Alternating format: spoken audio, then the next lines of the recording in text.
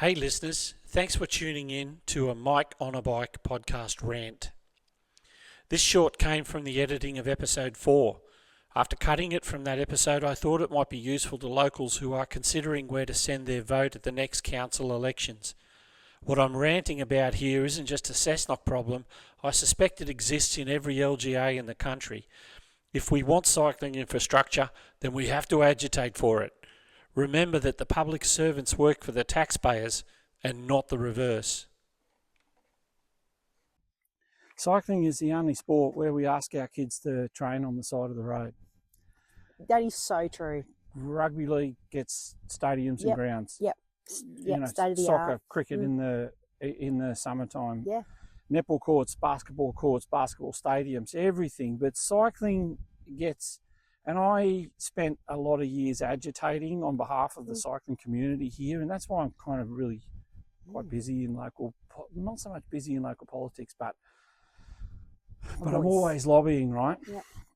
Because if we stop talking about it, then the public servants who want us to go away get their wish.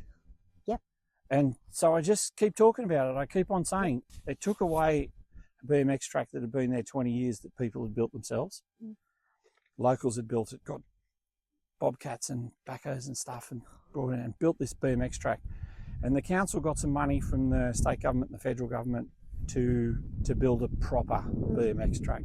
It had a start hill and had everything. So we were pushing quite a lot for that, making submissions and all this stuff, and they had called it all the way through a BMX track. And when it got to the, we've finally got the money, we've got everything, the DA's been approved, and we get to see the plans, it's a pump track. Oh, not a BMX. And I go to the council and I say, hang on, this is not a BMX. And they go, yeah, that's a BMX track. I go, no, it's a pump track. And they go, well, that's BMX. No, my goodness. And the way I described it to the public servants was that they had built some netball courts and called it a basketball facility, right? Because they just didn't care enough. But what ultimately it means is that the council don't want to provide more facilities that require maintenance, because a pump track is zero maintenance. There's no club, there's no competition, you can have pump competition, but there's no point in starting a club just for pump. No, that's just a skill thing for a lot of other disciplines. It was so disappointing. We saw the plans. I'm like, hang on, where's the start hill? Where are you putting the start hill? And they go, what start hill? I go, well, I'm going to start a club. And yeah, it was really frustrating. So the public servants here, because we're in such a wine tourism area, they don't really see, fine detail. They go, okay, soccer, we get it. Netball, we get it. Kids grow up, they play soccer in the winter and they play rugby league in the summer, or they play cricket in the summer. Very much rugby league, yeah. The cycling thing, because the public servants will say, every road is cycling infrastructure. What are you talking about? We give you shared paths all the time. And I go, yeah, but the big shared path they built went through a bus stop, like literally through it. The people sitting in the bus stop, if there's somebody riding their bike, they've got to kind of hold their feet out of the way. All the time. You see it all the time. In Newcastle, yeah. And we say shared paths aren't cycleways. No, or it'll just stop. Like Just literally, it will just stop. Yeah. So you can't take kids on it. And they do that here too. The concrete just comes up to that street and then Bang, it stops. What do you do? Yeah. Where am I? Okay, I'm back on the road now. Yeah. It's frustrating. And so that I, along with a lot of local campaigners over many years, I've just given up now because there's no amount of mud that we could throw at the wall that would cause it to stick. We just could not get anything to stick on the wall. Yeah. They just don't get it. They don't get it. And it's because there's no cyclists. And when I realised this, I said to the council, I'm going to give you an electric bike, a commuter. Calc off a step through, basket on the front, basket on the back, headlights, tail lights. I say, I'm going to give it to you. And I want the council to make it available for council staff to take for a week. Perfect. Just have this bike for a week. Find out what it's like to be a cyclist. No charge. I don't want anything returned.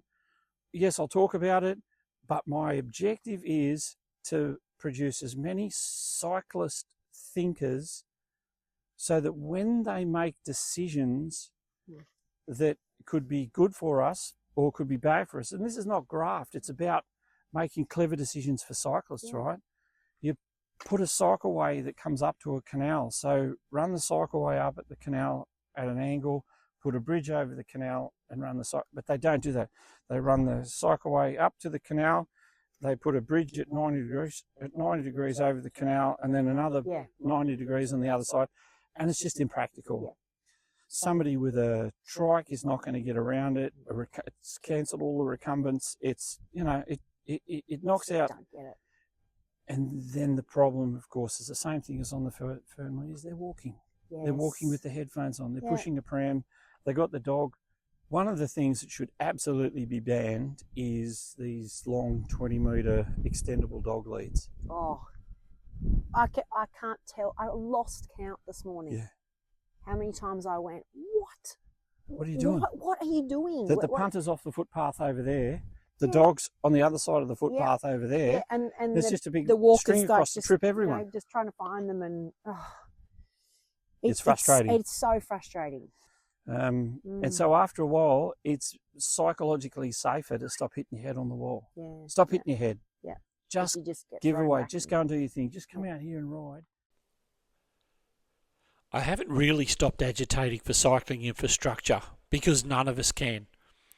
I go to the council meetings every month and I talk to the councillors. I'm still a member of the council's Trails Reference Group, even though it's a tick on a project plan and has no power to affect change. We have to keep working for better cycling infrastructure because if you don't ask, you don't get. If we stop agitating, then we will be locked out of the bushland we've cared for and maintained over decades because it's easier for the public servants and cheaper for government agencies.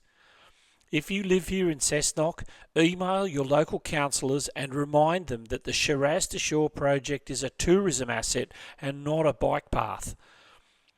The new general manager at Cessnock Council starts in a few weeks.